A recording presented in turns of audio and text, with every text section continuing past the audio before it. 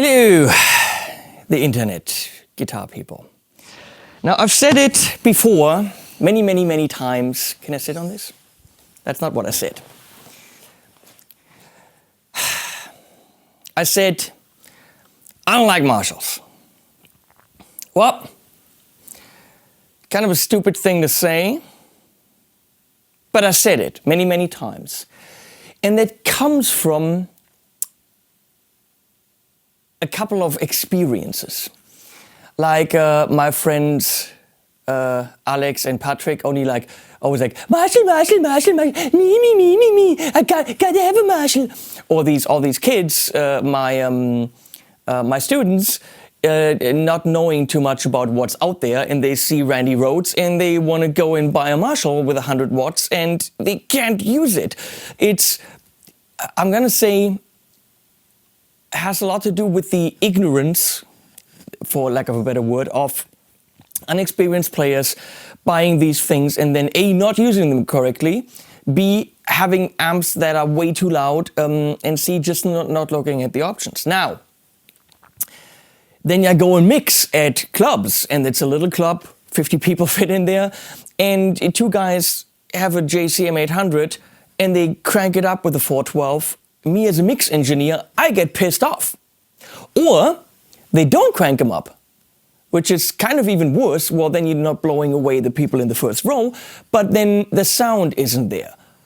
But most certainly a JCM, it's an amp that doesn't work on low volume.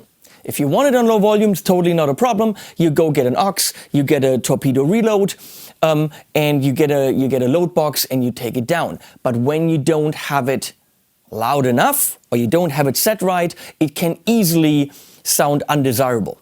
I found out when I did several videos with the JCM 800 that I had here during the Synergy videos, where I filmed a video and uploaded that. It was for a Friedman pedal. And Dave Friedman calls me up, he's like, dude, the JCM has a bright cap. He knows about these amps. So he's like, dude, bright cap. I'm like, well, I don't know what bright cap is. He's like, well, when you have it at a lower gain, which is what I did to get it cleaner, when you have it because I didn't know, when you have it at a lower gain, the bass goes away and the brightness gets emphasized. Well, not the most desirable sound. So I didn't know. I had experiences when I was a little bit younger, just a few years ago. But the point was, when I had the JCM here, two things happened. Les deux. I really liked the sound. There's just nothing about that punchy thing of that 800 for rock sounds. You put a Les Paul on that, actually any guitar, you get the gain up a bit. It's not an amp that gives you the best clean sound, but it's the rock monster. We all know that. Obviously, there's a lot of talk about, no, the 80s ones were better and not the reissues. And then Phil X has one that looks that way, you put an old barbecue grill in the front. There were special ones in the 70s, whatever. I had pretty much a stock one, and it was great. And a lot of you love the fact that one of these really classic amps was here to be used for boosts and overdrives and general distortion pedals to see how it works in a JCM, because it's a reference sound for you. So yeah, I have an amp that gives me kind of a twin. I have an amp I have an orange. I have something that gives me a Vox. It's called a Vox or a Morgan. I have a lot of sounds as references. I'm sorry to say that, but I have a Friedman small box, which gives me kind of a plexi-ish kind of a thing. What I don't have is the 800. And guess what? Marshall's cool, because they're like, no, we get the point. As a reference for all these videos you do, that makes total sense, and we're on board. I would have never thought they would be, because they're Marshall. Do they need advertising from me? No, they don't. You know, they have the guy with the hat, and then a few other people. But no, they were seriously cool. They're like, no, it makes total sense. Put that on your rack. And pretty much less in a sense of advertising, but as a service to you, and I'm not shitting you, that's really what they said, as a service to you to give you that reference, because it's just a classic amp. So, my first Marshall.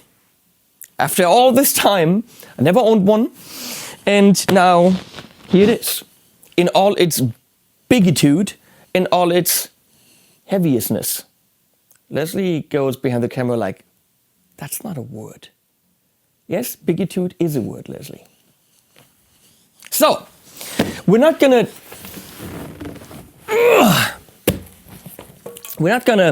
do an unboxing and first impressions, because doing a first impressions video on an amp that everyone knows from about 7 billion albums is kind of stupid. So this is really just to inform you that from now on, we'll have an 800 on the rack. I'll show you where it goes. And for any boost, overdrive, or distortion pedal, could be paper, but okay. We'll have this. Look, what is this? Jim Marshall, the father of loud. Well, that makes sense. Look how pretty. I'll take that off.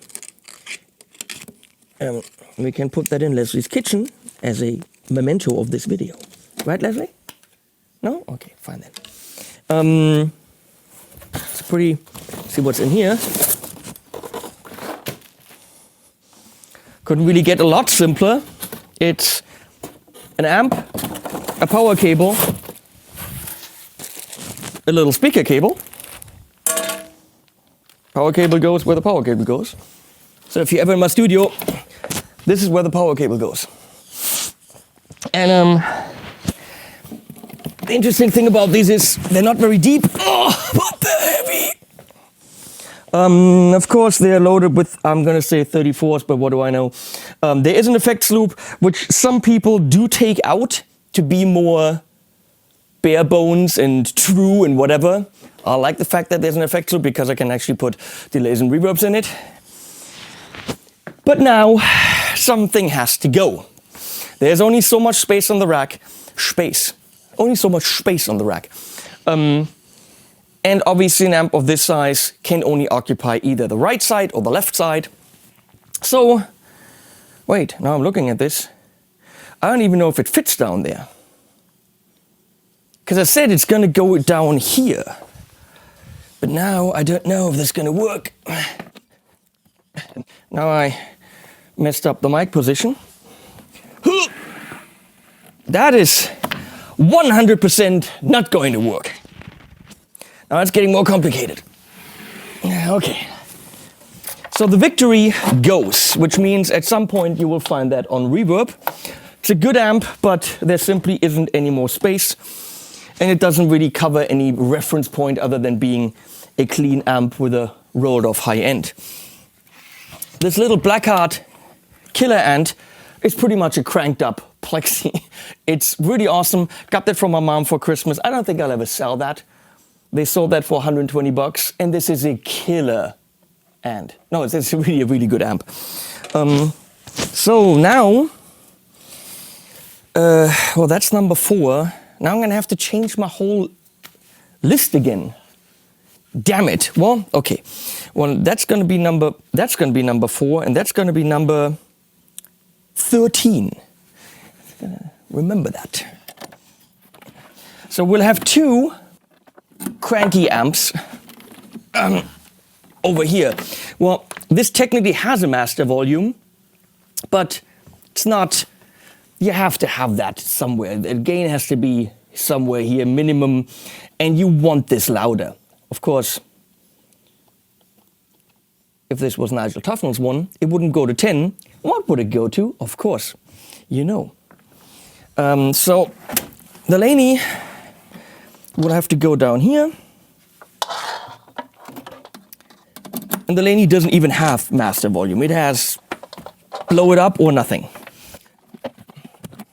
And that's a great reference amp for exactly those sounds on the verge of breakup. I'll go in there. Which means now, where did that cable go? Here we go. And that's where it was before. I know it fits in there. Of course not this one, because this one's mine.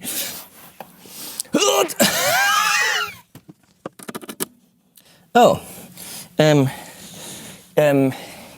I need to switch that to 8 ohms. Damn it! Stick!